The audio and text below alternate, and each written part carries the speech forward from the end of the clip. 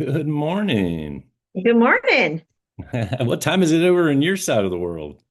Just turning 9 o'clock. Oh, well, thank you for joining me for breakfast. Yeah. Get Are us we the going. first one? We are. Got a bunch of people coming on here today.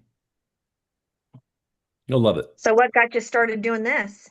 Just talking to other franchisees and brainstorming, and it just kind of morphed into something bigger, which is great. Hello, Yeah, Laura. awesome. Hello, how are Good you? morning. Good morning. Freezing. I It's know. freezing. I thought we It's were over this. I know. It's all gonna pass, and then we're all gonna be complaining about I know. how And hot it is. exactly. We already had one day. It was like really humid. I'm like, oh, this is horrible. Right? We had that one little like 3 day span where we're like, "Oh, wait, Yeah. yay, it's past us. Yeah. It's springtime." Nope. Give everybody a few minutes to get into this meeting.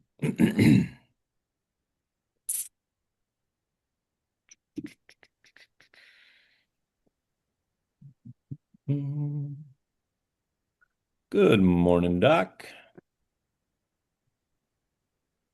So you got your brain and spine diagram behind you.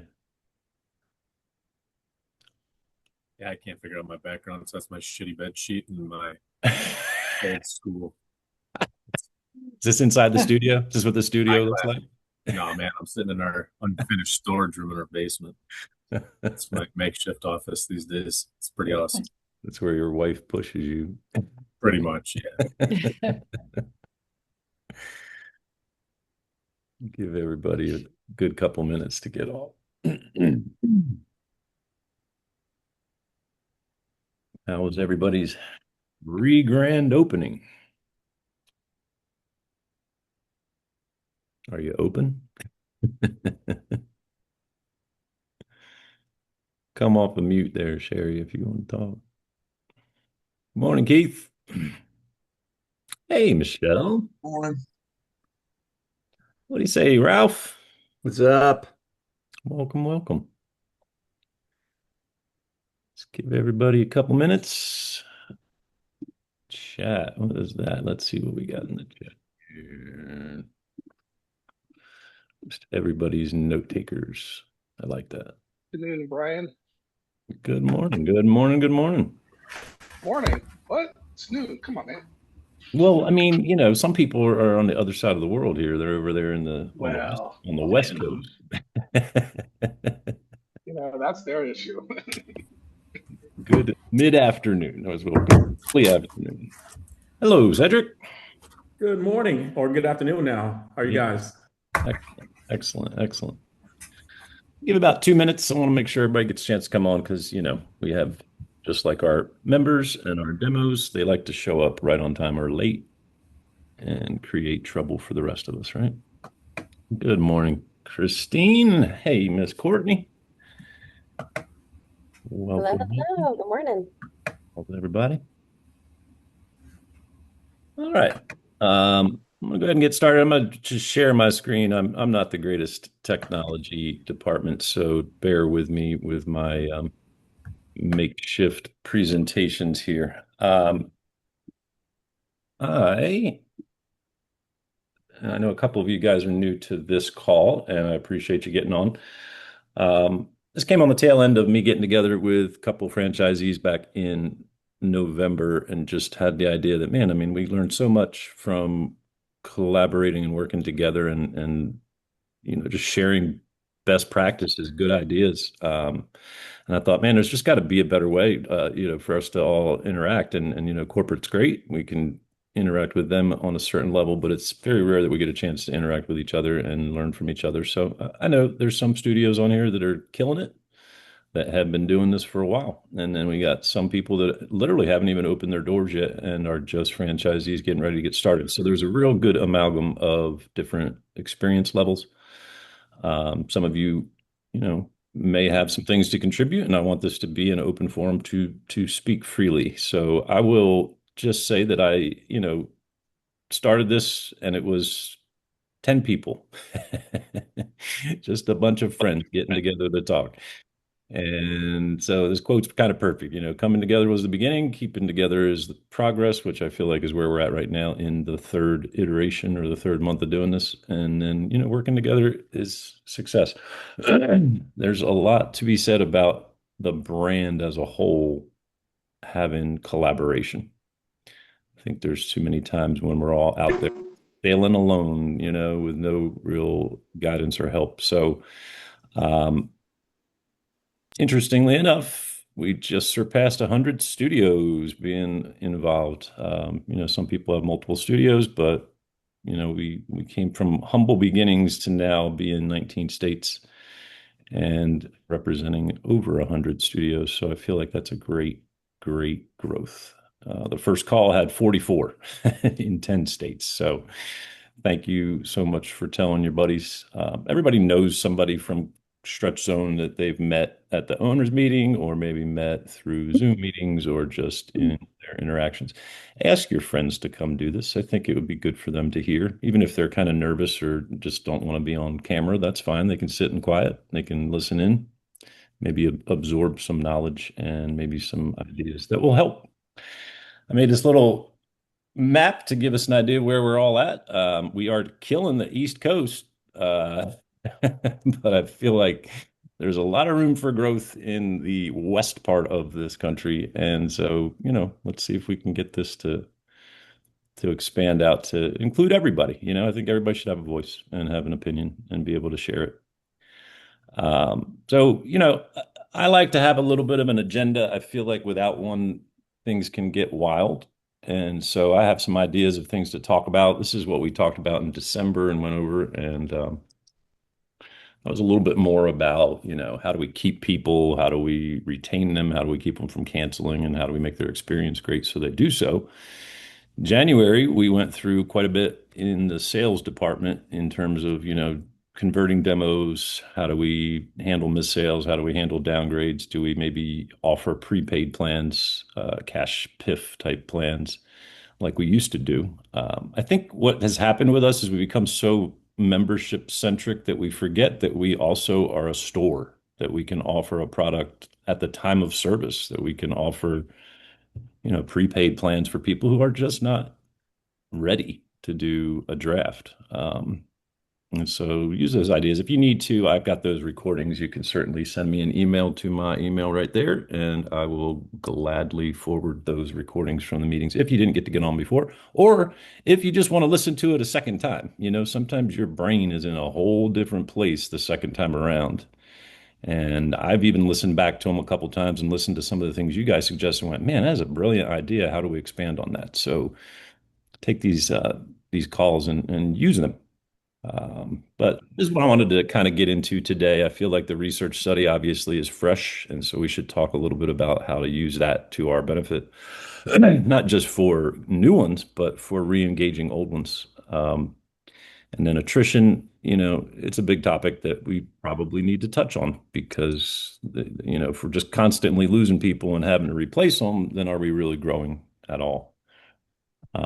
And then I'll talk to you about a couple of ideas that I have, some things that have come about from other people on this call that we've collaborated on. And hopefully you take away something from this. One little nugget, right? If you just have one little nugget you take home with you, it's a great thing.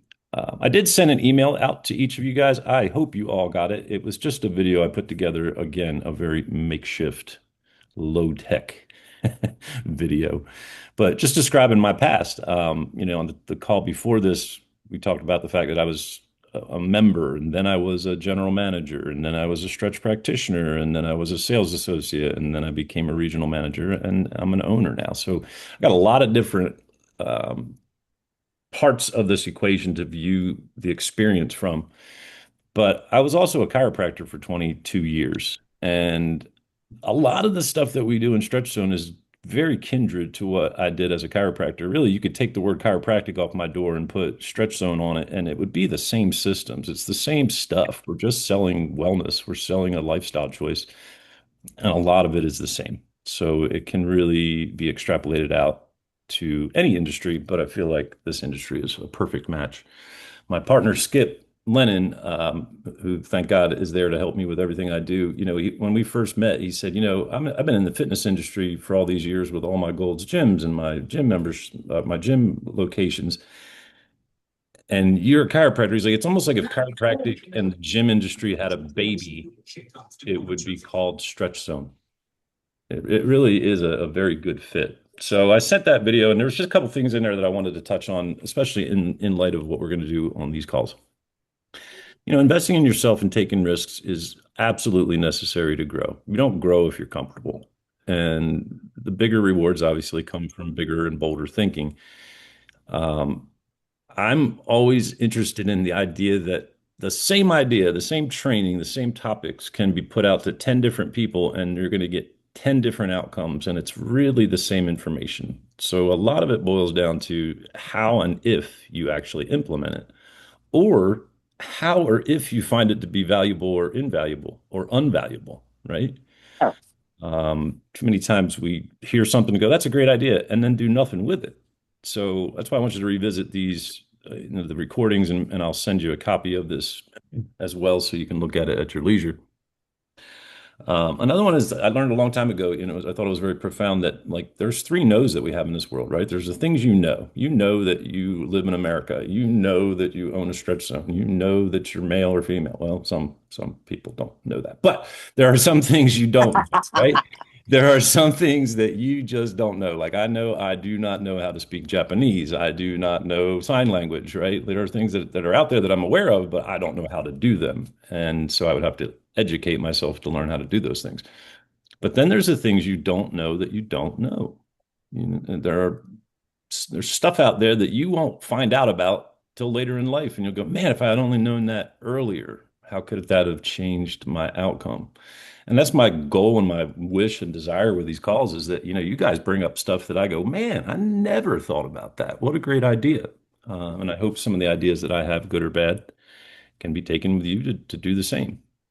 But growth always comes in chaos. I used to say that in my chiropractic practice. Like when we were chaotic and it was 50 people running in and out the doors, and it was like papers were all over the floor and there was trash overflowing, and it was just seemed like chaotic. I knew that was when we were growing. We weren't growing when it was comfortable. We weren't growing when it seemed like it was running the way it was supposed to be. If it's running smooth, you're probably not running. So just get uncomfortable, get a little bit uncomfortable, learn more, improve yourself, educate yourself. And, at some point you can get to a much better place. So again, I'm not a superstar in Stretch Zone. We have some moderately running studios. We all need help. And so I do this for myself just as much. I like to hear from you guys. So let's talk about some of the topics. Attrition. In November, our system-wide average was 18%, which means roughly 1 out of every 5 people are leaving you every single month in, month out, throughout the whole year. If we could cut that just in half, that would mean only 1 out of every 10 would leave. That would be huge. That'd be a huge transformation. You would probably be able to not have as many new clients coming in and still be doing very well. You compare that to now, it's down to 17%. So as a system, we're doing a little better. 1% is 1%, but it still essentially means that 1 out of every 5 are going to be gone. If we cut that in half, it still means that 1 out of every 10 will leave. But if we could get that closer to around 10 to 13%, it would be a real game changer. And it really just comes down to managing your losses. I don't know how many of you guys on here have multiple studios, but I'll just use my 2 studios as an example of something that I just want you to see, because I've implemented a lot of the things that I'm telling you about, and I just want you to see how they actually work. In September, our Midtown studio was 22% attrition, which is just terrible. But landfall was right around that 13% number. In January, we got it down to 13%. So that means that, essentially 1 out of every 10, a little bit more than that, is going to leave each month. And we got our landfall down another 2%. So, sometimes just bringing those percentages down 1 point at a time can make a huge difference in your bottom line. Essentially, we kept almost 9% more people in that one studio than we would have if we had lost them like we normally do. So I would love to hear from you guys. Like, how do you feel we could make that number smaller? Is there anything that you do or think that could help the rest of us bring that number back down to where it should be? Hey, Brian, this is Ken. Hey, Ken. We've seen our attrition rate declining, and it all comes down to our staff. I mean, like you, I'm a multi-unit owner of 8 locations, so I can't be at 8 locations at one time. My regional manager can't be at 8 locations at one time. So we rely on our staff. And actually, we probably have the best staff across 8 locations that we've ever had. Well, They communicate with each other in group chats. They're asking each other how to deal with certain circumstances. We've never had that. yeah, That takes pressure off my regional. It takes pressure off of all of our management teams. So they're now supporting one another. They're now talking about how to deal with certain types of clients, the ones who come in just for the free stretch. And so that is making them more self-sufficient and more productive. Um, so for me, it really comes down to my team in my studio. We still need our stretch practitioners to do a better job of doing assessing the clients and talking with them about the stretch and not about you know the football. Olympics. Yeah, exactly. And where they stand relative to a month ago or 2 months ago, whatever the case may be. So that's the area that Ryan, my regional, is working on with them now, is to get more focused on talking about the stretch and their progress so that they stay engaged. Love it. Because what do we sell? Do we sell talking about the football game and our opinion on the Olympics? Is anybody paying for that? Was one person ever come in and go, I want a membership so I have somebody to talk to about sports? No. But it is the easiest thing for our practitioners, especially young, athletic, younger people that are usually who we hire for practitioners. They don't have a lot to talk about with a 70-year-old person other than the sports and the weather and, what's going on in the world. At the end of the day, that person wants to learn something. They may not inherently just say it. They may not just come right out and be like, I want to learn about every muscle in my body. But that's our job. We got to step up. And it takes investing in your practitioners. I think they learn a lot. They learn a lot at corporate. They learn a lot through the virtual training. And then they're just left to their own accord to figure it out from there. And So I agree with Ken on that and the fact that like it comes down to the staff for attrition for sure and retention. And so I know I got ideas from Michelle again about doing the sales associate calls. So we do weekly sales associate calls. But now I just did right before this my first SP all studio call. So I had all 5 of my studios that were all practitioner based, and we just did a Zoom call. And I got really good feedback right away after it. And just kind of had certain talking points, maybe things of challenges. And I like to make sure that everything's very transparent in my organization. So if you have something that you're struggling with, like let's talk about it. Don't just sweep it under the carpet and think that it's going to go away. Obviously, that's what makes situations worse. So I think those calls and making them feel unified, because one studio, as even though we do all the same things, we're very unique in different ways. So I still want us to learn from one another, just like we're learning from one another. I feel like I want my studios to learn from one another too. just going to say that, right? We have to invest and include them in our vision. And sometimes we just send an email out, assuming they're going to read it at the right time with the right headspace and take it the same way that we meant it, right? Our passion behind it can't necessarily be felt in writing. And it's hard if you have multiple studios to be there every day and bird dog and watch them and check to see that they're doing the things they need to do. But I think if we can get some buy-in from our actual practitioners that they are the business, we are not. Like the sales associate does not sell a membership. The stretch practitioner sells the membership. The interaction with the practitioner is what keeps the membership happening and retains the client, right? They probably don't even see the SA very often after they buy a package. They never see the owner, but they see that person. The front line of our studios is our practitioners. And, like Ken said, the happier and more congruent they are and the way they work together has probably been the reason for the attrition changing. Let me add one other thing onto that, Brian. I read every survey, and I'm trying to figure out how those surveys can get to our studios. I But know. anytime there is any anecdotal feedback from a client, good or bad, I would say it's 95% positive, and every once in a while there's some negative. I send that to the studio so they can share it with the staff member and the rest of the staff. Yeah, it's great. But if anybody knows how to get those I surveys, just, well, you Yes. can, and I'll tell you two things. I just screenshot, because it comes directly to me and I have it on my phone and I'm looking at them. And if they're good, I screenshot it. I immediately text it to that practitioner and say, great job. Look what you're doing. Look how you're helping people. What I And, do is, and it's immediate. yeah. And I think screenshotting is great. What I do is I use GroupMe. I don't know if anyone else uses GroupMe, and I have a separate category for testimonials. And Nice. so I copy and paste everything, all the surveys that I have that have a comment on it. I put it in there, and then all my Google reviews as well. So I'll be like, Winston-Salem got a Google Love it. review, and then I'll copy and paste that. So because I was doing it in the all teams, and then important information was getting cloudy and like lost. So if you make your own testimonial GroupMe, I feel like that helps as well. And Ken, you can just go right to Kinetic.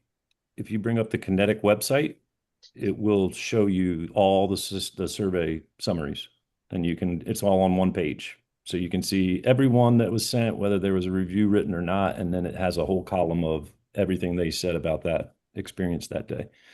I'll You have to could, go back and look again. Okay, thanks. yep. That's good feedback, Courtney and Brian.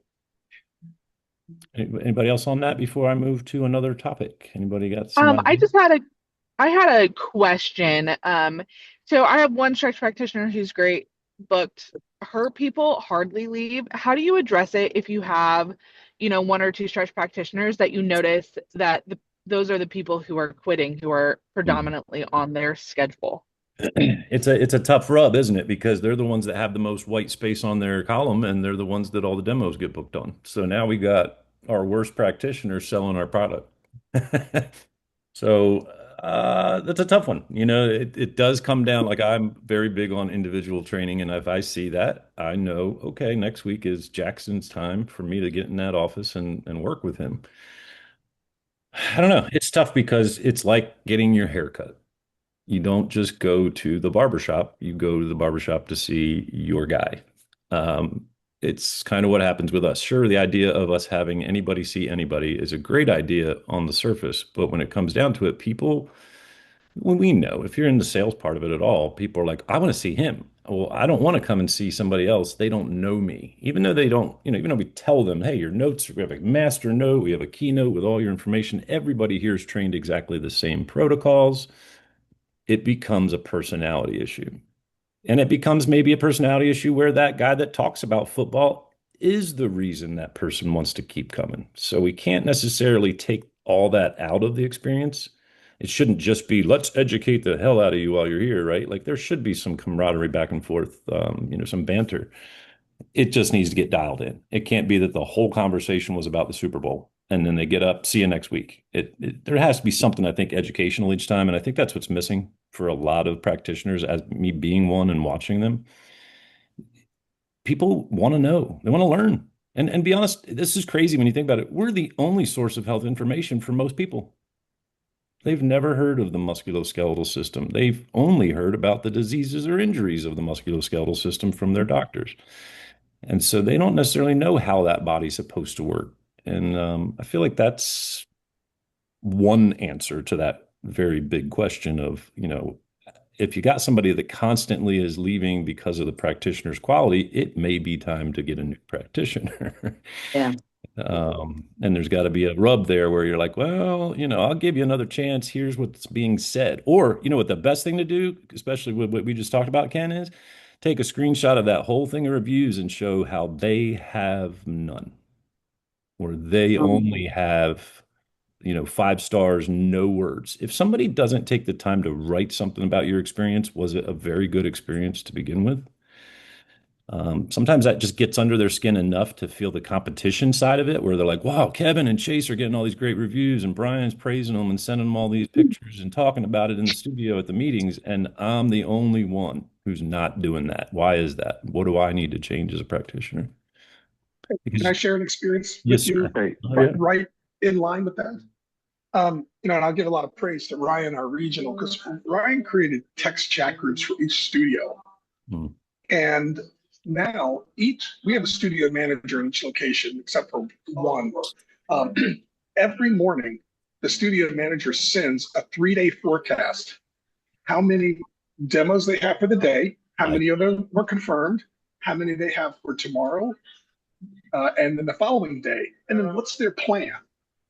And so now this creates that healthy competition between these studio managers. Wow, Fred's got 12 demos today and 9 of them are confirmed, and he's got 8 on his calendar for tomorrow. What am I doing? And you see that in the other studios post when they submit, if they're a little lagging, a little behind, you can see they put a more aggressive plan to catch up. Sure. And they really are. They're challenging each other. I mean, if your forecast is drought, it's a lot easier to get motivated when you see everybody else is raining on them, right? So, and that's another hey, great just point. one. Go Hey ahead. guys, Go ahead. sorry about that. This is Rich. Hey, Out Rich. in Raleigh. Hey guys, just real quick comment because I had the same situation where I had a stretch practitioner that wasn't performing or demonstrating some of the same best practices as the other, their colleagues and their peers. And so what we've done is that we've partnered up. We've had our best practitioner work with our our practitioner that's not even doing very well, and that was very helpful, right? And two things took place. Number one, you saw the practitioner that was doing very well invest some of their time to assist, that practitioner that's not doing great.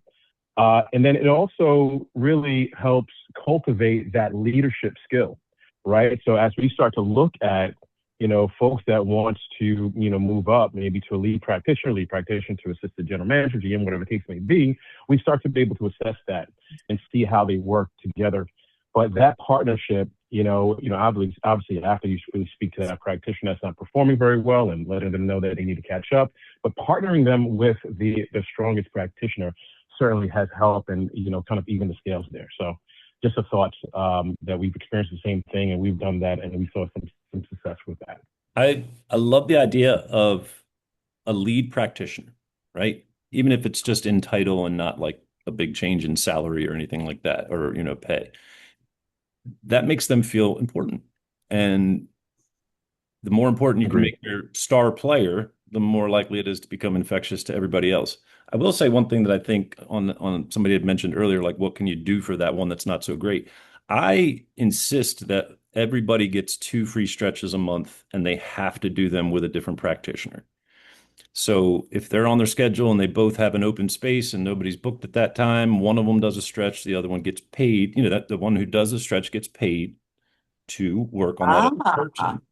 And it allows them to fill their schedule and not feel like they're not making any money, but make it valuable time where they're actually having a good practitioner working on the not so great practitioner and picking up on what they do just through motion and hands-on stuff. Rather than saying, dude, you're not doing this right. It's like I can feel the difference. I can see the difference of what a good stretch feels like. No wonder Kevin has the following. I need to be more like that. Hey, So, Brian. yes. Scott Herrick here in Hey, Kansas Scott. City. How are you? First of all, thanks for putting this on. Appreciate it. I think it's always good when that. I want to get back to the topic at hand that you first started with, which was client retention, right? It seems like we've moved over Yes. to Dovetail. staff retention, which they do go hand in hand. Absolutely, 100%.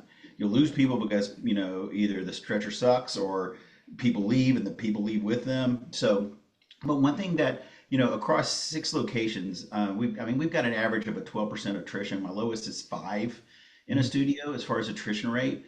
One thing that we did is we created an internal report card, and we noticed that the studios that use that for every client, so every time a client comes in at the end of the session, the stretcher is to give them this little piece of data, report card. This is what we worked on today. This is what we saw. And then every 30 days, because Kelly's a stickler for this, they give them their measurements written on paper. Here are your measurements today. I want you to take this home. It's kind of like the report card they can take home to their wife or their spouse and say, look, I did a good job today. I'm now at 35% as opposed to 30%, whatever the scenario is, right? So I think that's helped tremendously across our studio when we implemented that about 6 months ago. We saw our attrition rate drop tremendously because they were, like you said, they were getting information. Yes, some of them may like information about Patrick Mahomes' rehab, but they're paying for a service.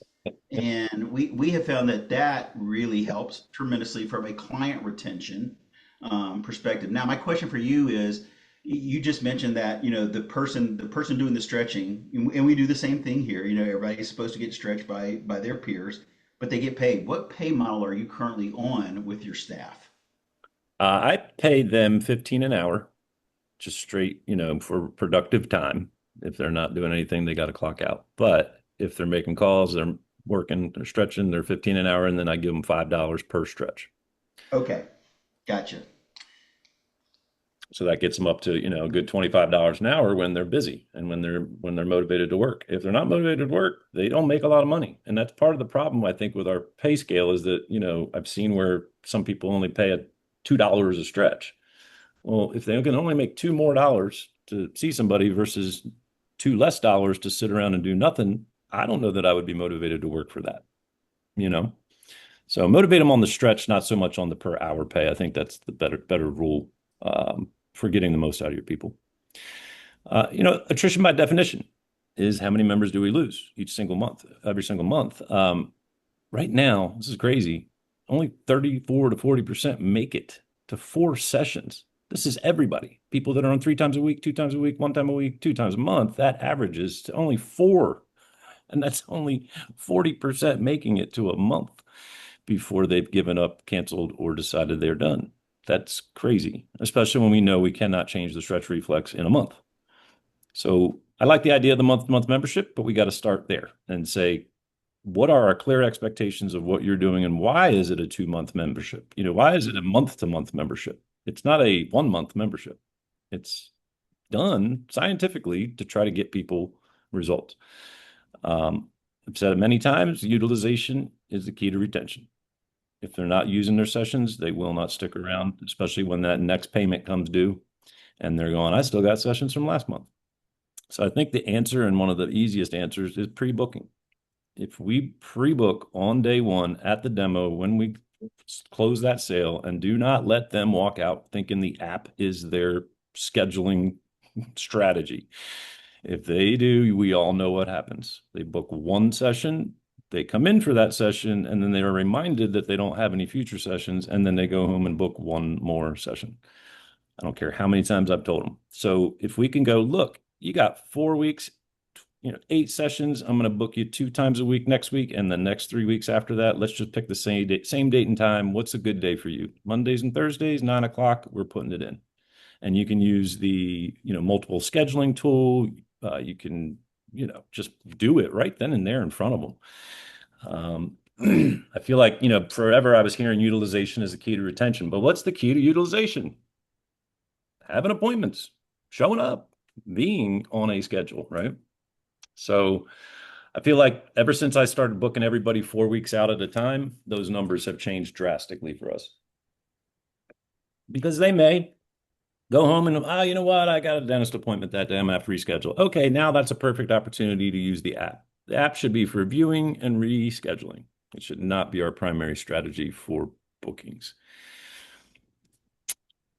Another crazy statistic, only 13% of our whole system-wide average makes it to a full 16 sessions.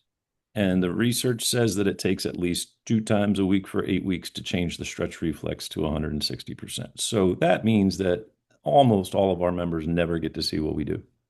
They don't really get to see what we truly do. They see that they feel better. They see that it's nice. They see that it's fun. They see that it's great. But they don't really get to a point where they get long-lasting results that we promised them. And it's not our fault, but maybe it is because maybe we're not booking them out for 16 sessions. If they're on a 2-time-a-week membership, we should have 16 sessions booked out for the next 2 months. And I know I get flack from my practitioners. Oh, but if they don't have sessions, then it shows up with a money ball on the side of the appointment, and I don't want to take a risk of not getting paid. Well, we know their draft's coming out, so we know that it'll be there. We can go back in and reap put that booking in as a regular booking once that time gets there. But if the client knows that they're Monday and Thursday for the next 8 weeks, they're going to make all their other appointments around that. We have to be the priority for at least a month or two because everybody's going to have to see us more than they're going to have to see their dentist, their hairstylist, or their nail person in the first 2 months, right? And so that has to be driven, I believe, from the SA. So I came up with the PTSD method. How many of you have PTSD right now just talking about retention and attrition? It's bringing up some old feelings. Um, I like acronyms because they just help you to remember things. So if we can pre-book all 4 weeks at one time, we take care of the utilization problem. If we set tasks for anyone who says, I'll just use the app, I don't know my schedule, I'll just book online later, that's okay. Let them walk, but then put a task in to check tomorrow and see if they're full of shit. Call them. Hey, you told me you were going to get booked when you left here. I don't see anything on the schedule. We're getting pretty full. I need to make sure you're on my books. What day is a good day for you? Right. So now we got to follow up to the pre-booking or the person who says they're not going to book.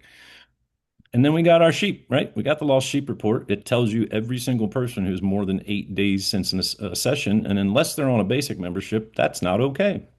Everybody who's over 8 days that's on a 1-time, 2-time, or 3-time a week membership should be in our studio.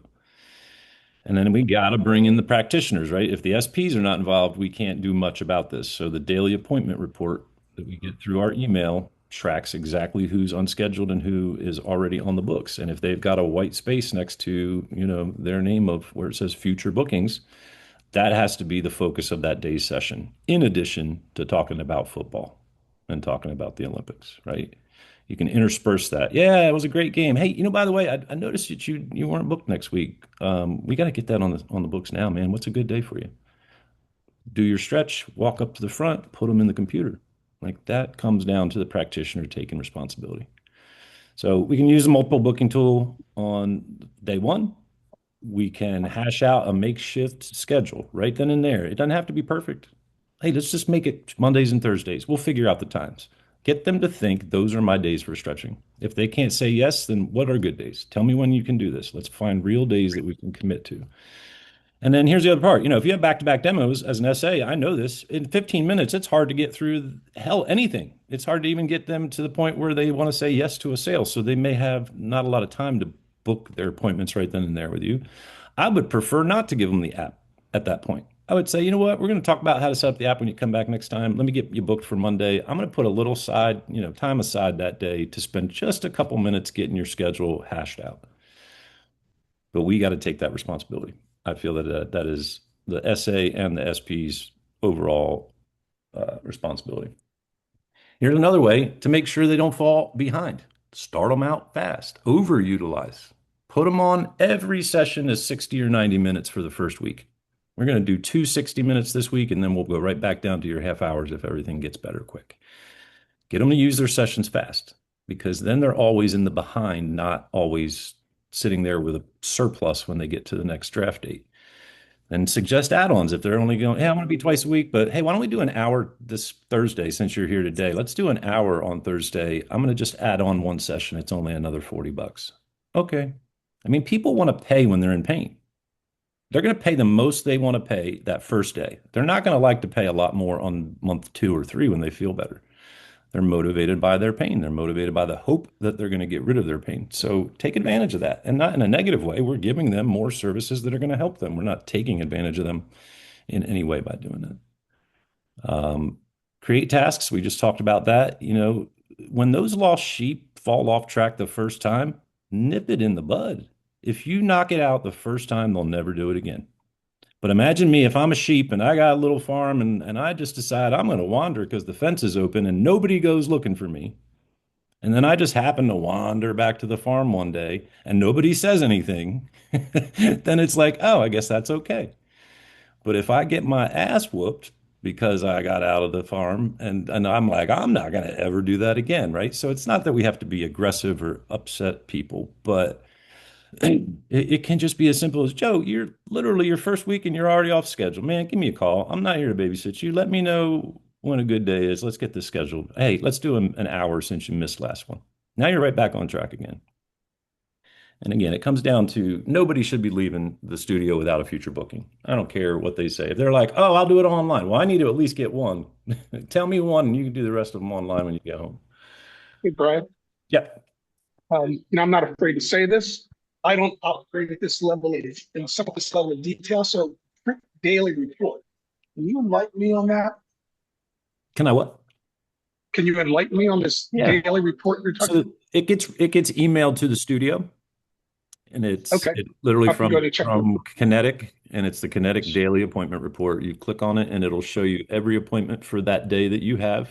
It comes about 6 in the morning for us. It might come a little later or earlier for everybody, but it's usually there when we open the doors. And I have every practitioner. I pay them to show up 15 minutes ahead of their schedule for a lot of reasons. I don't want them walking in the door after a client shows up. That looks bad. But they're also there for that 15 minutes and getting paid for that 15 minutes if and only if they're using that time to go through the daily appointment report and make a plan. Like I got 7 people who have no future appointment. I'm writing their name down. When I see them today, I need to make sure I checkbox all of those and get those done. That report's a very helpful report. It's very much like the day list view on Club Ready. It does a very similar thing where it says how many bookings they have, what membership they're on, how many they've had in the last 7 days, how many they've had in the last 30 days. And it gives you an idea. Are they on track? Are they off? Are they doing what they're supposed to? Or are they not? But the best part of that is that little column on the very far right side that says no future appointment. If you can see that thing filled up, you have nothing to worry about. Everybody's good. But if, Yeah, thanks. and I'll tie it into what that young lady said earlier. If your practitioner is the one who's not doing great and people are canceling, check out the daily appointment report and you'll probably see why. They're not they're not booking a session and getting that person committed to the process. This is something I do, and this is not, again, these are all ideas. I just like throwing things out there that I do that might help other people. I keep my own list. When I'm a practitioner and I'm stretching people, I want to know who I'm seeing, where they are, because my memory sucks. If I don't have it on paper, it ain't going to get remembered. So I write down their name. I write down the date they start. I write down the payment amount, and then I keep track of it every single month to know, okay, this person has been coming 12 times a month for 7 or 8 months. I better get ready for a downgrade here soon. Maybe not, but I want to be ready for it. So if they come to me and go, I think I'm going to cancel, I want to be able to say, well, man, you've been killing it. You've been in here however many times. Let's try to go down to twice a month or once a week or whatever. There's times when you're going to need to bump a month's payment. This lady got sick. She had like 10 sessions left over. There was no way she was going to pay for January and not cancel. So I had to have the wherewithal to call her up and go, hey, I know you got a bunch of extra sessions. Let's knock this one payment back a month so that you can get caught up. Reciprocity, right? I created something nice for her. Now she thinks, okay, I'm going to keep doing something nice by continuing to be a member. When they cancel, have some headspace to say they're going to have 90 days to use whatever sessions they didn't use in that first 2 months. I better be targeting that date, that last session or that one before the last session to say, hey, it seems like you've been dwindling down to about once a week here, using these unused sessions. Why don't we just put you on that kind of a membership? It's much cheaper and it can keep you well. And so you can turn those cancellations into new sales or downgrades.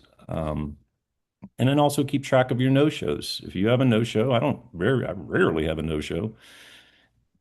But when I do, I want to know, hey, it's been a couple months. Maybe now's a good time for me to reach out to that person again. Maybe it wasn't the right time for them that day. Maybe something bad happened. But bad things don't happen forever, right? So maybe make something like that for your practitioner. Just have them understand that these are their clients. They're not ours. They have to be responsible for the future. They have to be responsible for their future income by keeping these people on track. So I want to touch on a couple other things that I do that might help you guys. And I'm more than willing to share all this stuff with you. So if you see something on here you like, I have no problem sending it to you. But I created a client recall list. It was something I used to do when I was a chiropractor. If somebody was supposed to be once a week or twice a week or whatever it was, every Monday I would write down every single person that I saw the week before from Monday to now. And then I just go through and make sure they're good. If they're scheduled, check box, I'm done. I don't need to think about them again. But if they're not, I need to send a text. I need to make a call. And I need to keep going and follow up with it. And then hopefully by the next time I revisit this recall list on Monday of next week, I got them back in here. If not, now an urgent call needs to be made. But our practitioners, and let me just share this from a perspective of being one, don't even remember people till they walk in the door. They go, oh, yeah, here comes Joe again. They're not thinking about Joe at home at night losing sleep because Joe's not on his program. We are, as the owners, we're like, oh, shit, where's Joe? They don't think about it. So if they just have a checks and balances system, like, okay, these are the people I saw last week. They should be scheduled back. If not, what did I do wrong? I either did a terrible stretch, I didn't get them to book a session with me, or I have not shown them value of staying consistent. That should come from the practitioner's mouth, not from the SA. If you have a personal trainer and the front desk girl from the gym calls you, it does not carry as much weight as your own personal trainer going, where the hell you been, man? What are we doing? And sometimes you just have to have that frank kind of nature with your phone calls with people. And then there's a time and a place to recruit the SA to do a little bit more. Go, hey, these three people are just not getting back to me. Can you call? Can you email them? Can you reach out to them? At some point, you're going to catch everybody. And if this is done right, this list gets very small very quickly. Because think about it, if you pre-book people 4 weeks and you only have 10 people who are off track, you should be cleared up pretty quickly for a good month. And then you check it again the next time. Oh, so-and-so is starting to slip off. There's that sheep trying to wander, right? But it's too hard in our system to go through and use the tasks only for that. I'm just telling you, it gets confusing. If you can have a paper form that they keep with them all week long and they work on it in their downtime, it definitely works a lot better, at least from my opinion, my perspective. So what works for your studio? I mean, if you, you guys mentioned a few things, keeping people on track, because that's really the game. Anybody? It's okay. You can be quiet. Think about it. We'll go on to some other stuff. All right. So, I got so much to talk about, and there's no way we're going to get through it all. So that's okay. Um, what's our identity crisis? Do we even have one? I don't think we have a crisis per se, but we do have people that don't know what we do at all, and the general consumer has no clue what we do and has never heard of us. As much as we want to believe that we are a, cultural phenomenon, people who don't walk through our door usually have no idea what we do. They know it's connected to stretching because the word stretch is in it, right? But I'm going to say, let's do a little exercise. Do this for me. Do this for me. Close your eyes. Close them. I can see your screens. Clear your mind. Don't think about anything and pretend you don't know what stretch zone does. Pretend you are the guy 10 years ago that never heard of it, never had a clue, didn't know what practitioner assisted meant. Keep your eyes closed and think about these next few words that I say. Let's go stretch. Do you want to come with me? What do you see in your mind's eye? What do you envision? What position are you in? What environment are you in when you hear somebody saying stretch? And you're immediately thinking about stretching on your own. Right. But think about Going to the gym. What's the first muscle? When somebody says we're going to do a stretch class, what's the first muscle you think of? Hamstrings. Always. Hamstrings. Always. Always. And maybe your calves and maybe one of these numbers, right? People are getting ready for a pickleball match. I'm stretched out. Let's go, right? No, you're not stretched out. And that's what they think of stretching in the general public. That positioning, right? They think of somebody on the floor with a figure four reaching for their toe. They think of somebody, putting their foot up on the curb and stretching out their calf before they go for a run. Did you think about your chest? Did you think about your biceps? Did you think about your feet? Did you think about your hip flexors, your arms, your neck, your spine? No. Well, Brian, think about it. I was a client before Melanie took over as general manager. I've been in the gym for years, stretching myself. After that first stretch, I mean, how many times have we all heard, wow, that was amazing. I've never had that experience before. Yeah. And that's what we offer. That's our sizzle. Remember last time we met, we had a conversation about we don't sell the steak, we sell the sizzle, right? The thing that is different about us, and that's why I want to delve into this a little bit more, um, just realize that that's what pops up in the prospect's mind. When you say, hey, you want to come in for a free stretch? They envision people laying on a floor on yoga mats, doing a class, right? They don't think that there's a place where somebody else does the work. I'm going to just lay there and enjoy this. That's not the first thing they think of. And let's be honest, where did our perception of stretching come from? Usually it was from our elementary or high school sports leagues and extracurricular activities or stuff we saw on TV, right? We didn't have the internet. We didn't know that there was a way you could go and look for stretching. So I want you to look at this next picture and I want you to, again, think about what your first thing you think of. How many of you remember these guys? And if you're too young on this call, you have no idea who these people are. But, Richard Simmons, Jane Fonda, they did a great job of getting seniors to get active, but they probably killed just as many, quite honestly. Because they were bouncing around. Leotards, leg warmers, right? Like it was the fashion at the time, and people did ballistic stretching, which is basically outlawed at this point. Nobody does ballistic stretching anymore because it's not safe. But that's what they're hardwired to think stretching is.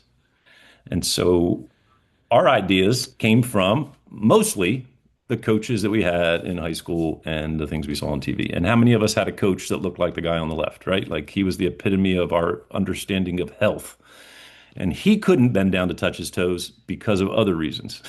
He had things in the way. But they were not anatomy teachers. They were not people that were health oriented. They were just going, how do I keep people on the field? How do I get them back on the field so we can win a game? They were not concerned about your health or your vitality or your wellness at all. The wood shop teacher was your cross country coach, right? They just didn't have the background and they had a very flimsy understanding of how the body worked. And so, how many of us remember just touch your toes, bend down, get out, get your hamstring stretched out, and then let's get out there and start playing. It was an afterthought. It was done after the fact, after an injury, to try to let somebody be a little more limber before they went out and played again, so they wouldn't get hurt as bad the second time around. Um, that's what people do for us. They think, I don't need to stretch. I feel fine. I don't need to stretch. I'm not going to run a marathon. I don't need to stretch. I'm not trying to be a yoga person, right? So, hell, they even think stretching is the warm up.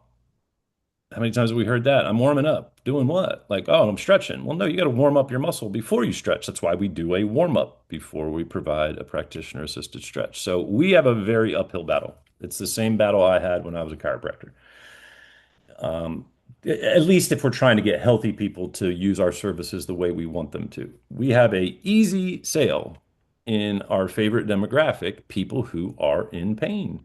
They are the ones that are motivated to pay the most. They're the ones that are willing to stay the longest, and they just get it because they know without it, they are going to struggle. So don't get me wrong. We should always strive to push wellness, to promote that we are a preventative strategy, but we're not going to find our success there. I'm telling you. I mean, if you can, awesome. But more times than not, we're going to have to transition people who are in pain into a wellness lifestyle. And that takes education, that takes motivation and consistency. Think about it. Nobody's really preventative, right? You hear people ask, I'm just here for prevention. Really? Your imbalances are horrendous. What are you preventing if you're already imbalanced? So if somebody clearly comes in and they're balanced 90, 90, 90, 90, and they feel great, I would say, yes, you are here for prevention. But you show me one time where somebody was 90, 90 all around and balanced. It's very, very rare. And so they're already in the end game when they show up and we see the range of motion problems. It is our job to really drive home that that is what we do. And I think the new way of doing the pre-close does a great job of that. Do you agree you feel better? Yes. Then now they see the subjective side. Can I show you your range of motion and how bad that is, the objective side? let's get your next appointment booked. It clearly helps them understand that we're not just treating a symptom, but our reassessments have to then go that step further. When they do feel good, we've got to be able to go, listen, Joe, I'm glad you can do everything you thought you couldn't do in the beginning. Thank God you can play a full round of golf and not be embarrassed walking home on the 15th hole. But your hamstrings are still 60 degrees. You're 2/3 of the way there. We got work to do, right? So just know all of that comes from their earliest thoughts and memories about stretching, and we have to be the ones to reframe that. People are using us like a drug, no matter how we want to, approach it at the end of the day. If you ask people, in fact, you know what? Ask your clients what they tell their friends. I can 100% guarantee you they've never, ever said, I go to Stretch Zone because my hip to hamstring imbalance is crazy. They never say that. They go, I go to Stretch Zone because I feel great. It makes me feel great. Kevin's a great guy. He knows so much. I feel so good when I walk out of there. So it's okay to embrace that. We just need to try to educate a little bit more around that. And, that's one of the big misconceptions that limits our identity. I feel like, excuse me, we can overcome that with the research study and how we can implement that properly. But how many of you here, people say, anybody here an essay or done sales?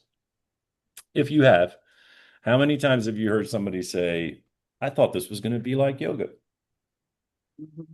They literally bring in their yoga mats sometimes. Bring it in underarm to come into the studio, right? So we got to break that belief or that misconception if we're ever going to get anywhere, because that's not appealing to anyone, right? If they don't know that what makes us different is that we do it for you, it still sounds like work. It sounds like they're going to have to do something. And if they've never seen what we do, they may believe that, especially the word practitioner assisted. It literally in the word says it's assisted, not done for you. But it really is done for them, isn't it? Like at the end of the day, we really don't need their assistance at all. We just need them to breathe and to communicate back to us, give us a little feedback on the intensities. But 98% of the work is from the practitioner.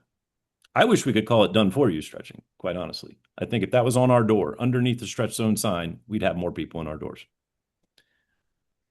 But that's just my opinion. Again, sell the sizzle, not the steak, right? When we get a steak at a steakhouse, the flavor, the presentation, the parsley on the side, right? The experience of that is what we pay extra money for. And the fact that somebody does it for us, right? So we can do everything we can around making the experience great, right? More education, more variation, more personal connection, a great stretch. Just like if it's a crappy piece of steak, it still sucks, whether it's sizzling or not, right? But I feel like the done for you part is the thing that we're kind of missing in our marketing and our advertising. So we just have to find a way to do it. I love Stretch Zone. I love this company. I just feel like there's some places we can tweak it a little bit on a local studio level, right?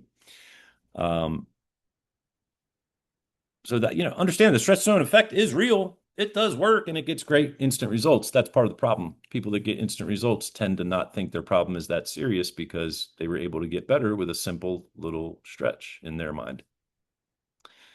So I'm going to touch more on that in the next month's call. That I got a big thing that I'm going to share with you about how I do outside lectures and workshops. I feel like that is a great place to get our message across before they walk in the door, where they can learn about what we do and understand it before they ever come in for a demo. But just, what are your ideas of some ways that you might be able to get that information out to them before they walk in the doors, other than just the marketing that we, share with them online?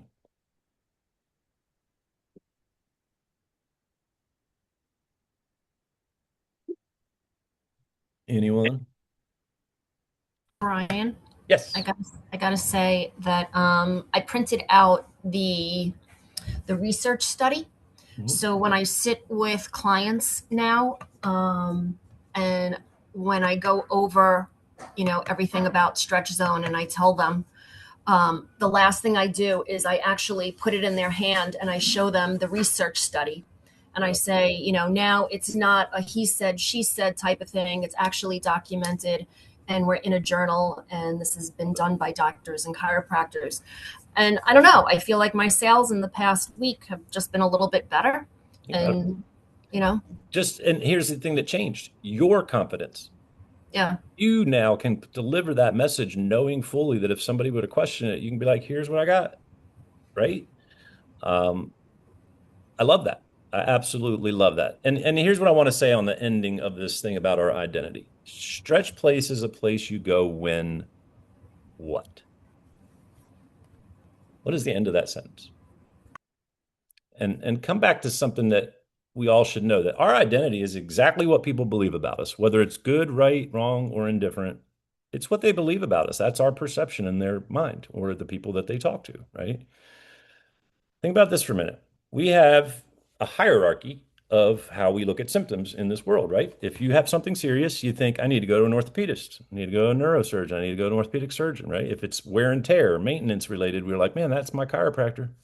If it's I want to relax, we go to massage. If it's rehab balance, we go to a PT. If it's flexibility, people think yoga. That's our problem. So further break that down. We have body part specialists now. So now people are like, it's my foot, got to go to podiatrist. It's my neck, got to go to chiropractor. It's my knee, got to go to rehab. We help all that stuff, right? So if we could just maybe open the gates to the idea that we are not about flexibility as much as we're about mobility. That's a very good, important distinction to make. And then we need to have an answer. When do you need to go to stretch zone?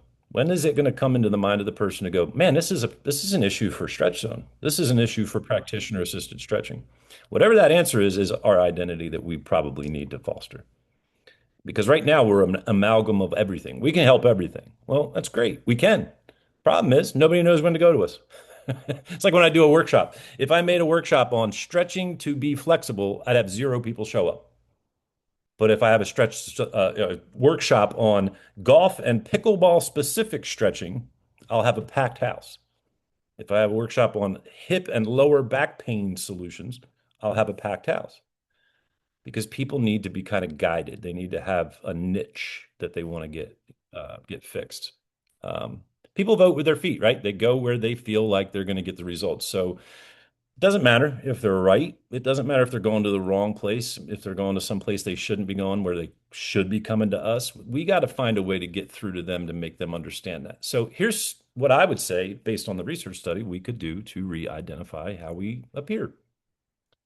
When you want a stretch that's scientific, that's us now. When you want what the research supports, that's stretch zone. If you want to sleep better and feel better, go to stretch zone. If you want whole body range of motion to improve, stretch zone. But the best and most important, if you want to let somebody else do it for you, come on over. What a hard sell that is. That's what everybody wants, right? Like, let somebody else do the work for me. I like that. I'll pay for that. It's not about if they should come to us. It's just about when in their mind, for the most part. So I feel like there's a few things we can do, and right now we're already doing them. Our advertising does a great job, but is it getting a cultural message to align with that client's belief system, right? If they don't think that a serious problem should get stretched, that they think they should have an ortho, guess where they're going to go? If they don't think that tension and stress in their body can be helped by stretching, they're going to go to a massage therapist or a yoga class. And then, obviously our outcomes and satisfaction and the testimonies that these people make to other people when we're not around are a huge part of this. Not a testimonial, true testimony. When you're talking to your friend at dinner and go, man, I go to the stretch zone place, it's changed my life. That's the kind of stuff that leads to quality referrals, not just numbers coming through the door. And we have the power to change that. So, notice I didn't say solicitation and begging for referrals and holding people's hands and trying to convince them at a sale. We can convince somebody to buy anything, but are they bought in? Are they going to do it?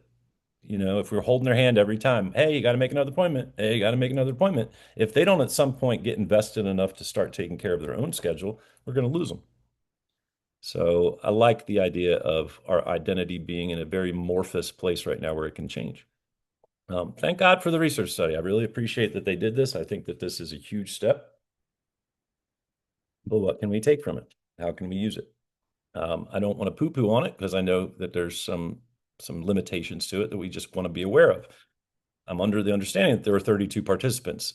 That also means that a control group, if it was split in a quarter, means that there were only 24 people actually being stretched. So you're going to have people that are going to go, well, the more analytical types are going to be like, well, how many people? Is this thousands of people? No, it's not. And it's okay that it's not because it's a starter research, if you want to call it that. But one thing that I was perplexed by, I got them to tell me what protocols they used. And if you don't know what protocols are, if you're an owner, the red, orange, pink, gray, and white are mostly, upper body stretches, except for the, red and pink and orange cell. The H10 protocol is, upper body, neck, and shoulders. So I was surprised that we didn't really have much research on our bread and butter, which is lower back, hip, and lower extremity problems. I think that gives some credence to the future, that there could be some further research on those particular areas. But I'd be interested to see what the results would have been if we were tackling those. Lower back pain is the number one cause of disability in the whole country. So it would have been nice to maybe see what we could do for that. But again, it's research that opens the door. I'm going to send a copy of this to everybody. I don't want to keep everybody too long. I got about 15, 20 more minutes left. So, these are the quotes we want to remember because it's a lot, there's a lot in that research study, but let's just make it simple, right? Um, we're great for pain, sleep, energy, productivity, and range of motion improvements. So if somebody comes in and says, I have trouble sleeping, I can't keep myself working all day without feeling like I'm unproductive, and my range of motion sucks and I hurt, Joe, this is made for you. This is for you. Um, you could just say it, right? Like this is how I used this in the studio last week. Based on what you just saw on the table and your range of motion, Joe, holy mackerel. The research clearly shows you should be 2 to 3 days a week, especially if you want to feel better and sleep better. What makes sense to you, realistically? He was like, oh, well, I definitely should be here 3 days a week. I was like, yeah, I would agree. You know what I would do? Why don't we do a 60-minute session for the next couple sessions so we can give you a little boost? Now he's got, 2 sessions, 4 sessions a week being used instead of 2 or 3. And if he misses one, having a big accumulation of extra sessions at the end of the month. But the research should clearly guide our decision making, right? Because now we have something to go to. And here's the only rub that we're going to see, and I've already seen it happening. Well, I don't know that I should even do once a week then if it's not going to be effective. You hear that now. And you go, no, no, no, no, no, no. There were still benefits for people that were coming on even the smallest amount of stretching. So we just want you to know that the maximum change you can get really lies in being aggressive for that first month or that second month. Get people to understand that there is a downgrade in the future that's going to help them not have to come as often or pay as much. But right now, we got a lot of work to do. We got to fix something that's been going on for a while. Um, Anybody want to say anything about the research study on that end or any ideas that you've been using from that? Anybody utilizing the research study other than in sales, like in marketing? I know it's early. It's a little early in the game to really know how to use it all. Um, Canceled members, what a great time to send information about the research. It's just like we're doing a service like, hey, we just want to let you know we remembered you and we remembered that you had back pain or we remembered that you had range of motion problems or that you didn't sleep well. They came to get something out of us. Let's find out if they got it. If they didn't, what a great time, because honestly, there's probably not going to get it anywhere else either. If they gave up on us, which is a super simple membership where all we have to do is show up and get stretched, do you think that they're going to the gym and working out? Do you think they're seeing a personal trainer? You think they're staying on a religious program with their chiropractor? Probably not. So they're still out there struggling. They probably resent their decision to cancel. And they're probably like, man, I really did feel good when I was going there. So if we can re-engage them and use the leveraging of this research study, I think we have a great chance to get people back. And, just a nice, simple little email. I see you were a member here before. We understand life pulls you off track. I just wanted to make sure you saw the big announcement. And then tell them what happened, what we found. They may be struggling more now than they were when they came in and canceled because musculoskeletal problems don't go away. They just get worse if you don't treat them, which is a good thing for our future. So I'm going to cut through all that. There's plenty that we could go over, and I know that we probably won't have time to do it. So one more thing I do want to throw out there. Efren was on the call last time out in El Paso. He had a great idea for an online form for prospects.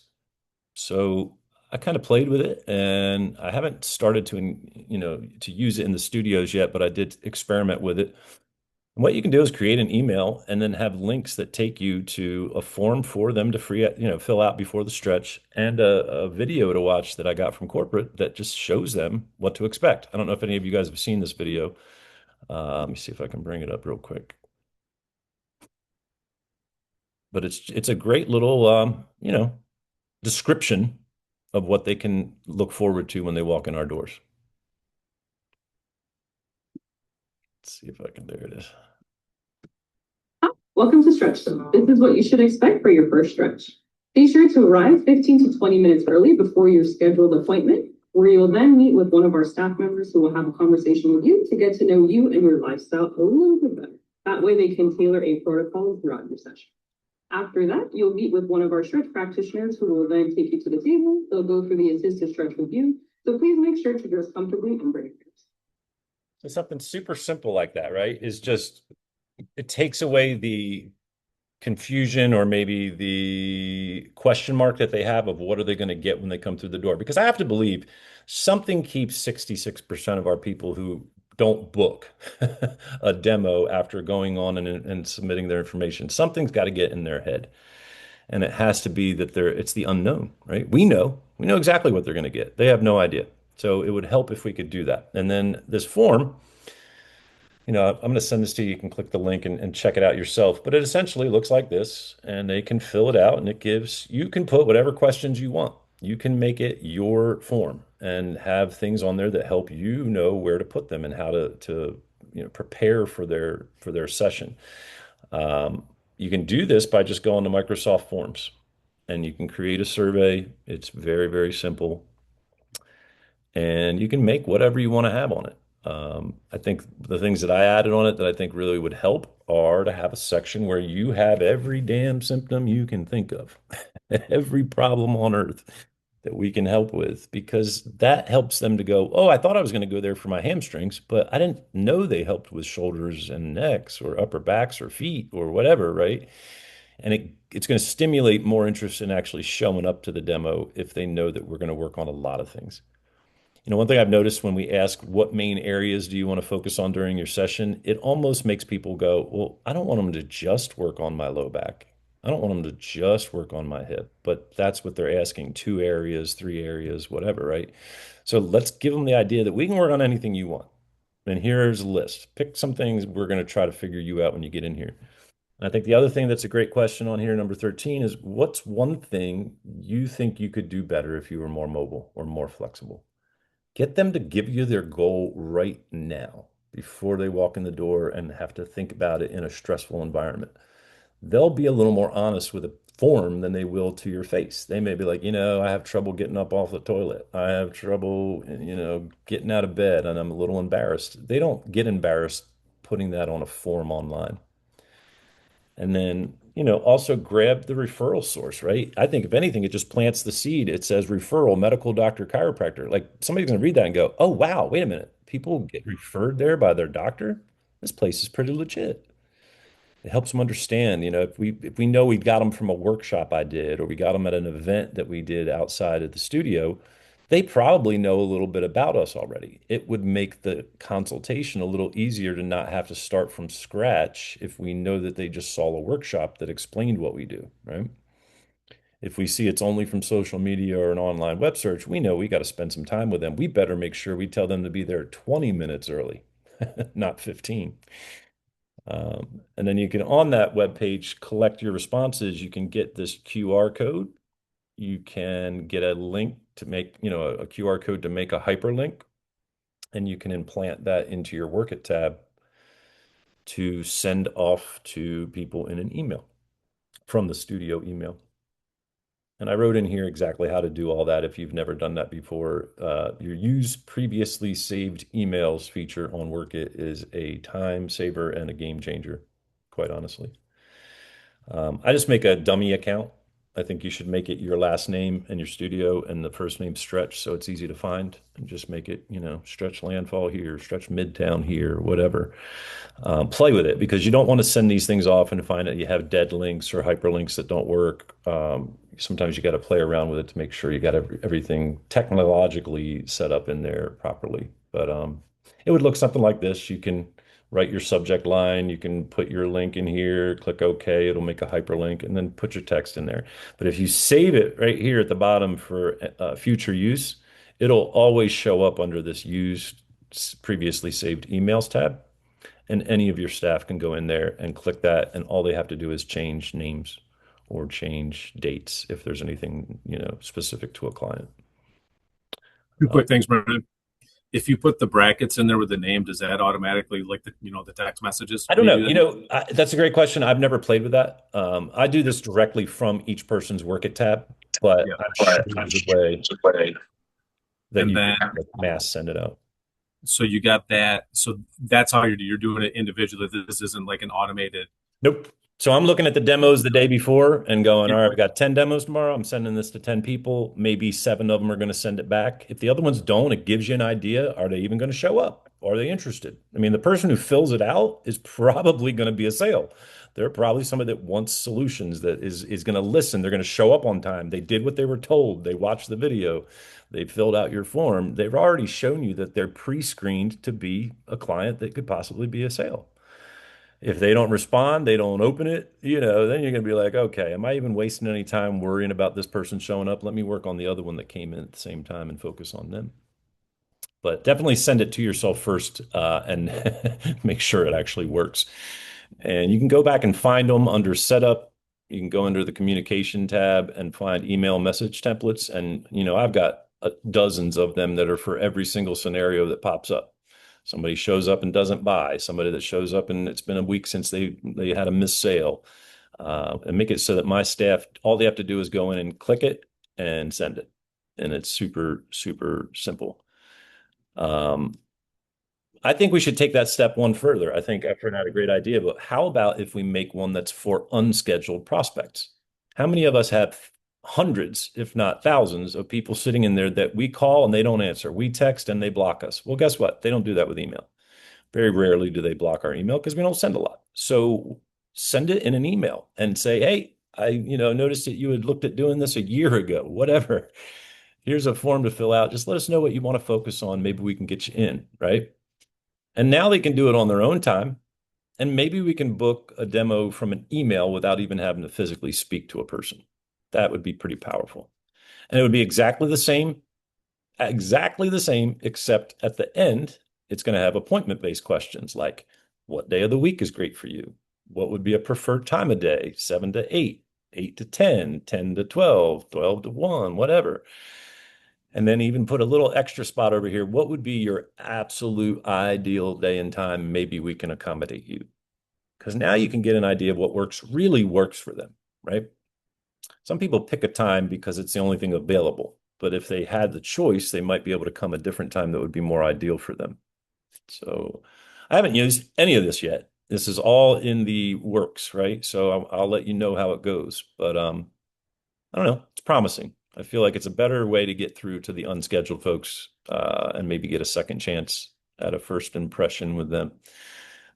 This is what the Microsoft Forms website looks like. You'd sign in with your studio email when you set these up. Otherwise, they're going to be coming to you personally. So don't set it up with yourself unless you want to be the one receiving all of those forms from all the demos. And then that way the person can come in the next morning, the SA can look at the email and go, oh, we got 3 of these. Let me pre-write everything down that I need to know about this person before they get here.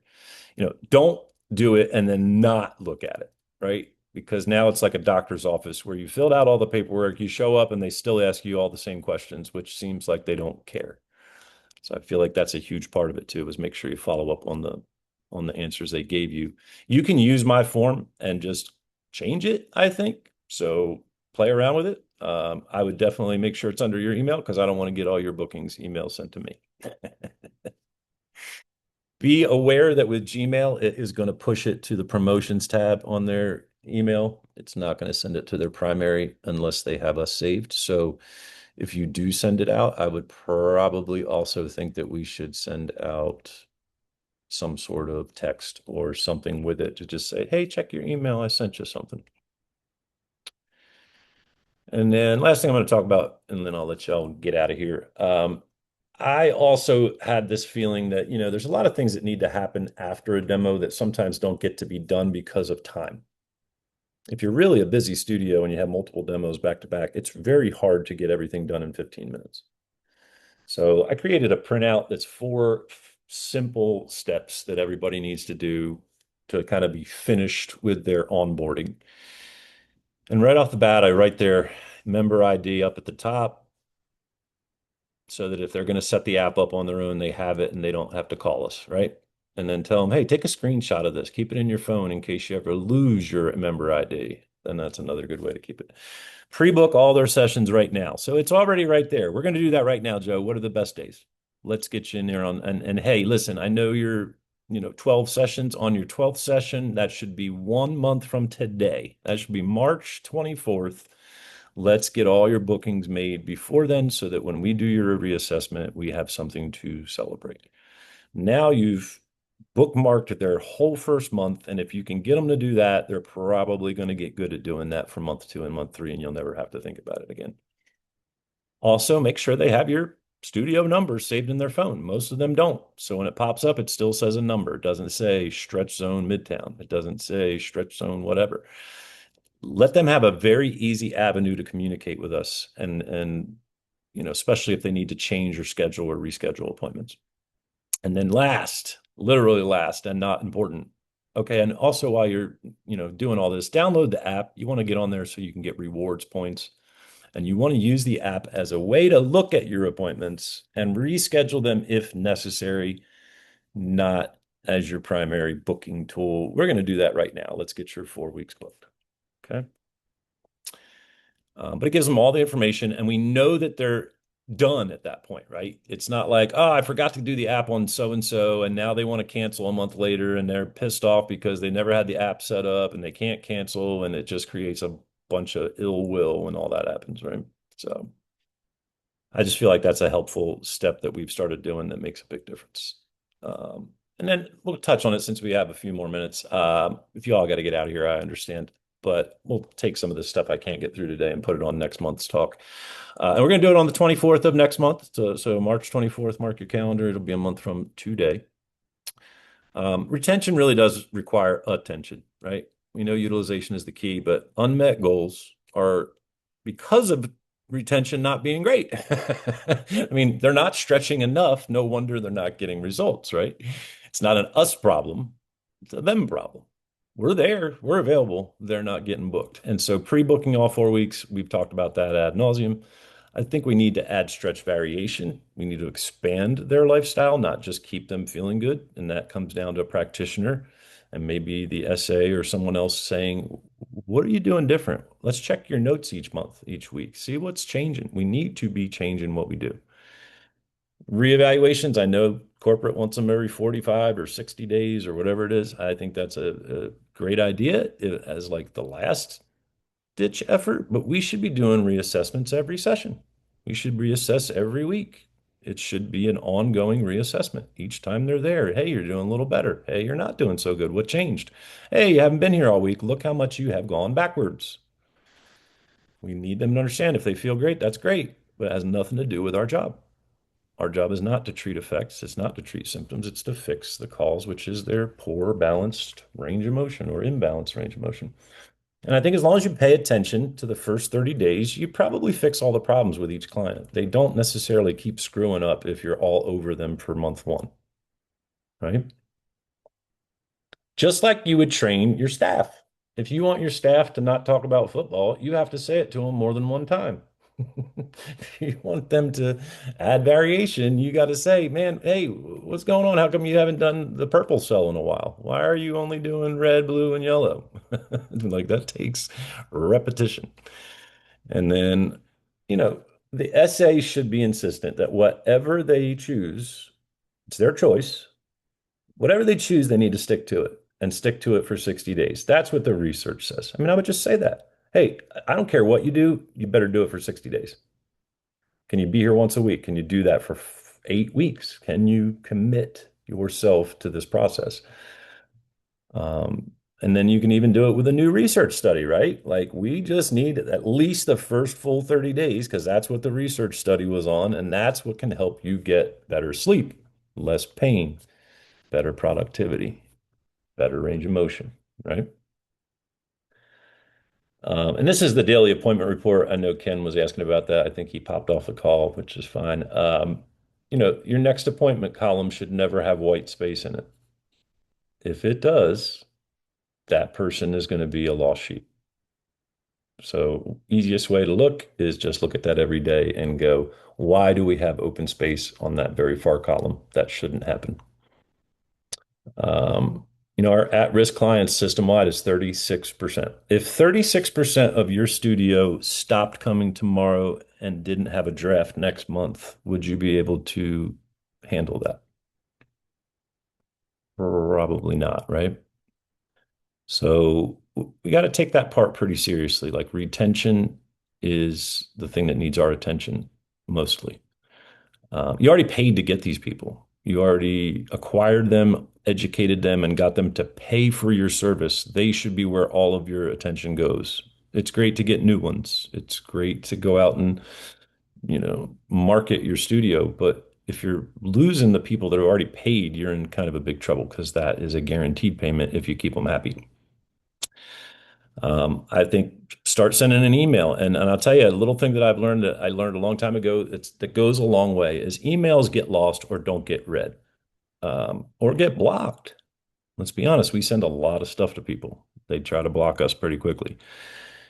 If you have a Sharpie pen, you know, the darker, thicker ink, if you just hand write a letter but leave the top and the bottom open, you can print those off in mass and then address them individually to a person and snail mail them. And my handwriting is atrocious. I was a doctor, so I'm sorry. But you can write a, you know, form letter where you leave space at the top, leave space at the bottom. And when it's a Sharpie marker, when you write on this already printed piece of paper, it does not appear any different. It looks as if you hand wrote this entire letter yourself. It's a very good way to get a humble message across that people will actually read. Because if it's typed, they might not read it.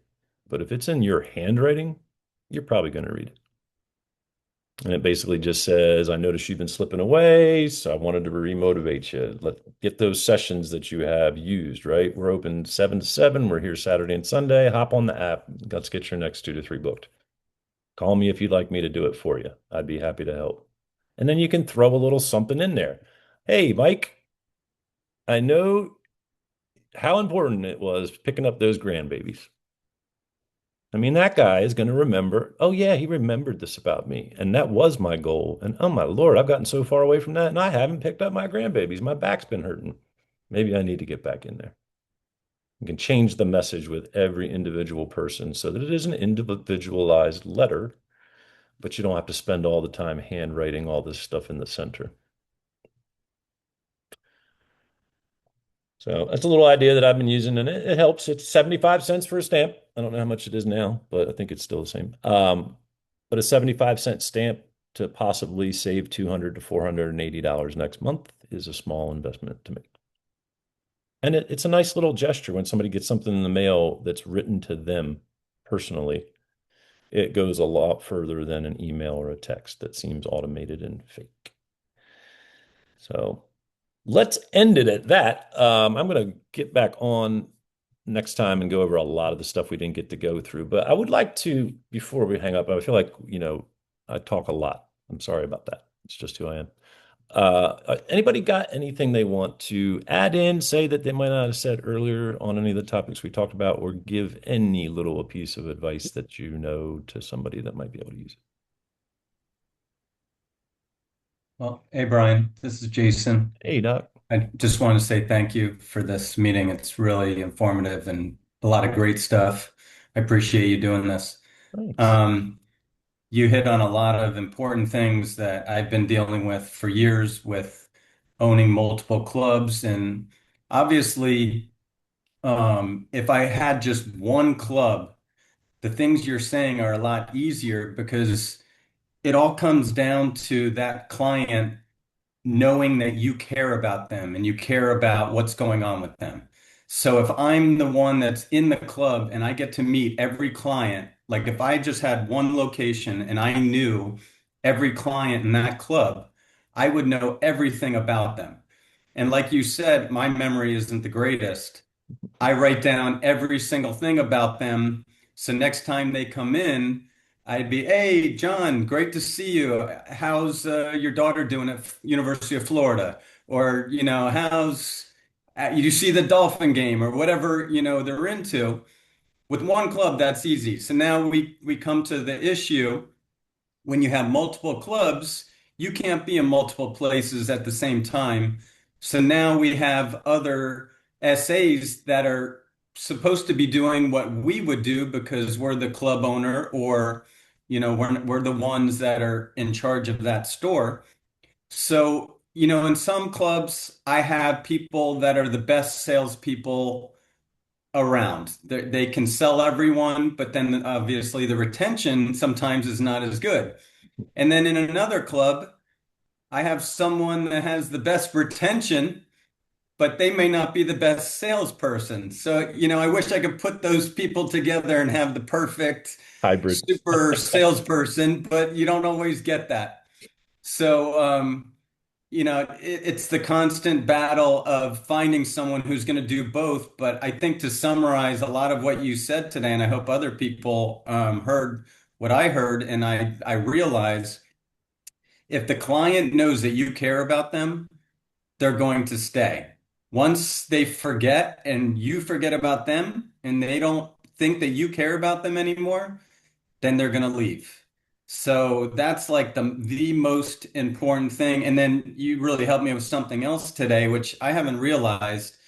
When I say stretch zone and I think about stretch zone in my head, it's a completely different thing than other people that have no idea what we're doing. So I really got to work on explaining what stretch zone is because, yeah, just that little drill you did with closing my eyes. I'm thinking, oh, stretch zone. I'm laying down on some mat somewhere and it's a group class, or am I meeting them in the gym? Or, it's completely different than what we're doing, and no one knows yet. We're still in the infancy of this business, and people don't even realize how important it is what we do yet. So I got to work on that. That's something I'm about to start figuring out. I love that. When I explain it, I need to explain a lot better about what we do than just come in and it's going to help you with this or it's going to help you with that. They're like, I can stretch on my own. What do I need you for? I don't need you. I stretch myself, Yeah. or my personal trainer stretches me. I appreciate your help, but I don't think I really need your help. I already got my guy. So, I need to work on that. And that's something that I'm definitely going to think about. And yeah, I just wanted to speak up a little bit and thank you. And just hope people and hear what you're saying, how important it is with the retention. And these are all great suggestions and tips to help us retain those clients. But the main thing is you got to have your SA feel the same way you do. They can't be going through the motions and just collecting a paycheck. Right. They got to actually care. So I'll leave it at that. Thank you, Brian. This meeting was awesome. Thanks, Doc. Really appreciate it. Well said. And I've Hey, said it in Brian, the first meeting. I have Real a quick, quick I want to que- say before you go there, listen, we have to enter the conversations that the member has in their mind. That's how you get through to people, right? They have a problem. They want somebody to care enough that they're going to try to help them. So the membership is a little way of how we do that, but it's the service that keeps a person around. And the service doesn't always have to be the stretch. Sometimes it's just having somebody to talk to, somebody who knows your name, somebody who knows what's wrong with you. And I noticed that when I was in practice as a chiropractor. People were paying to come twice a month and they had nothing wrong with them anymore.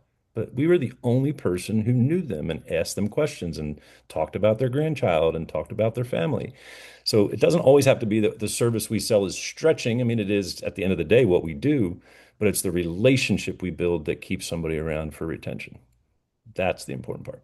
Go ahead. I'm sorry, I didn't mean to interrupt. No interruption. I had a quick question. I had to log off for a little bit, but I had a question regarding sending out the videos. Jason and I made a video about a year and a half ago that we wanted to send out to people so that they understood the 357 before they came in, just so they could understand what was going to be in the studio, make sure you're bringing your socks, etc. We sent that out to corporate, hoping that they were going to make something because they said they kind of wanted to be in control of that. Have you heard of corporate making any plans for They things that have we that. can send? It's already done? That we can email out to all of the clients before they come Yeah, in? he went over that. Okay, perfect. Well, that Okay. video I don't think they talk about the 357 in there, but I feel like that's an okay thing to wait for the demo. In fact, if we could get all that information before they showed up, and then all we have to really do is explain what they need to do on the table, I think it would go over better because Right. it doesn't give away the mystery so much, but it does give enough away that they go, I want that. Our technique doesn't matter to them. Do they care if it's 357, 135, 9, 10, 11? Probably Like, not, they just so they don't. understand it. But I think they can learn that right there on the spot. I really feel like the video they give is good. I would kind of wish it could be a little better or a little deeper, maybe. But we have to Okay. always think of the attention span of the fifth grader, right? So it kind of bridges both gaps. But yeah, I mean, I love the idea of all this that we do right here and right now because at some point corporate will be able to catch wind of it and say, this is what's important to our franchisees, right? This is why I like doing this kind of meeting you don't get a venue to talk about these things unless you have a bunch of friends. And I don't have a lot of friends. So you guys are my friends. We are. Well, cool. Anybody else got something to say before we call it a day? If not, it's fine. And listen, I just love that you guys are doing this. This makes my day to see that there was over 100 people, or 100 studios that were able to be on this call. That's a big thing when you have 400 and some studios. That's not a bad small price or not a small group when you think about it. Let's make it bigger. Talk it up. Tell your friends. Email me. I'll take care of it for you. You can give me the lead and watch my conversion rate. But y'all have a wonderful day, and we will Thank you, reconvene Brian. soon. Y'all have a great one. Thanks Take all. care. Bye-bye. Thank you.